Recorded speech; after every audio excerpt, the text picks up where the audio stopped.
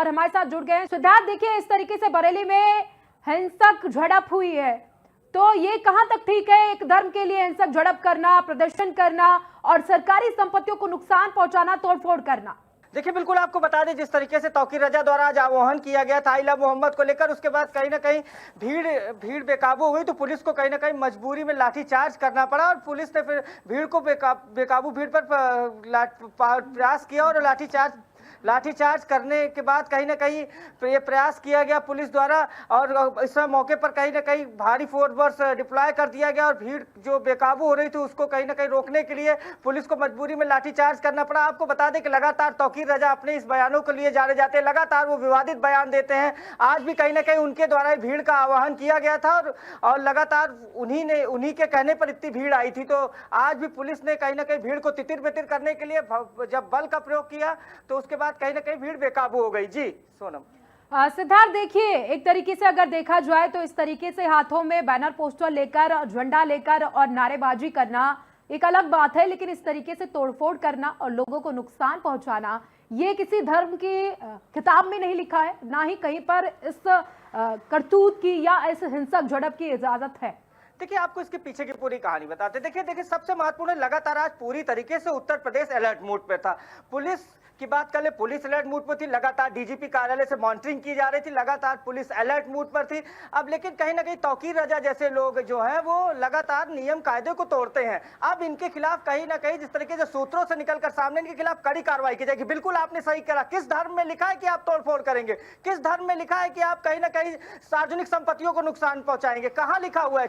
किस बुक में लिखा हुआ है? ये कहीं ना कहीं सवाल है। और एक बात जो सबसे महत्वपूर्ण है, थोड़ा बहुत कहीं ना कहीं पुलिस ने जिस तरीके से लापरवाही देखने को मिली, आपको इनपुट था, आपको पता था भीड़ होगी और तौकीर रजा लगातार बयान दे रहे थे। 3 दिन पहले भी उन्होंने बयान दिया था और इस तरीके से बयान देने के बाद कहीं ना कहीं पुलिस को अलर्ट मूड पर रहते हैं। लगातार पुलिस कहती रही नहीं, हम सब कुछ, एवरीथिंग इज वेल, लेकिन कहीं ना कहीं ये एलआईयू का फेल्योर है। इतनी भीड़ आ जाती है और उसके बाद कहीं ना कहीं बेकाबू हो जाती है और तौकीर जगह जैसे लोग ये चाहते हैं, ये कहीं ना कहीं तौकीर रजा ने लगातार इस तरीके से आह्वान किया। ये एक दिन में ऐसा नहीं हुआ है, लगातार उनके द्वारा बयानबाजी दी जाती रहती है और तौकीर रजा जैसे लोग कहीं ना कहीं इस तरीके से शांति नहीं रहना चाहते, भाईचारा नहीं चाहते हैं जिस तरीके से। और आपको बता दें, बिल्कुल आपने सही कहा कि ये ऐसे लोग हैं जो ये चाहते हैं कि शांति ना रहे। और आज भी ये कहां लिखा हुआ है, किस धर्म में लिखा हुआ है कि आप इस तरीके से बवाल करेंगे, आप कहीं ना कहीं पुलिस के ऊपर पथराव करने लगेंगे, आप कहीं ना कहीं सार्वजनिक संपत्तियों को नुकसान पहुंचाएंगे? तो ये कहां लिखा हुआ है? बिल्कुल आपने सही कहा। और एक चीज निश्चित जान लीजिए, ये उत्तर प्रदेश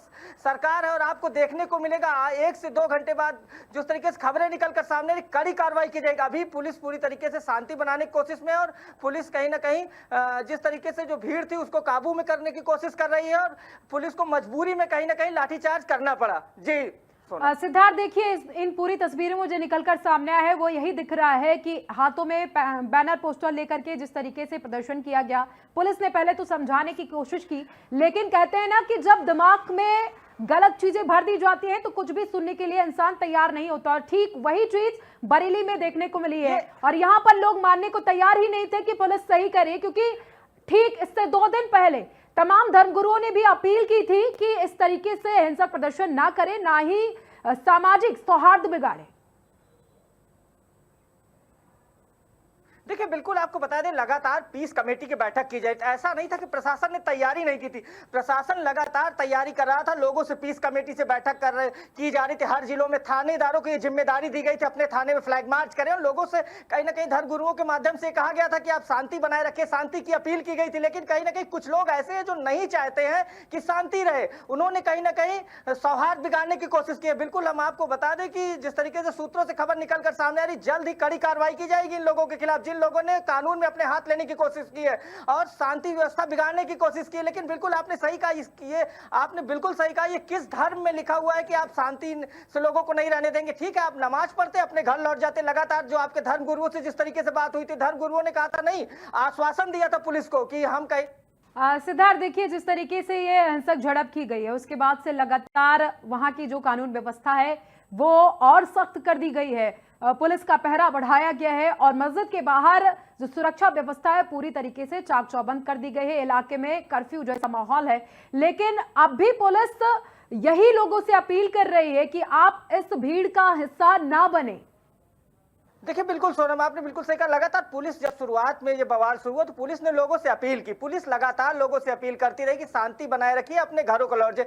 लोग तख्ती लिए थे, हाथ में पत्थर लिए थे, और आपको बता दें कि मीडिया वालों के साथ भी बदसलूकी कर रहे थे। और उनका कहना था, अब देखिए, आप अगर कानून में हाथ मिलेंगे तो पुलिस को मजबूरी में लाठीचार्ज करना था। अंततः पुलिस ने वही किया, वो भी हल्का पुलिस बल का प्रयोग किया गया, हल्के।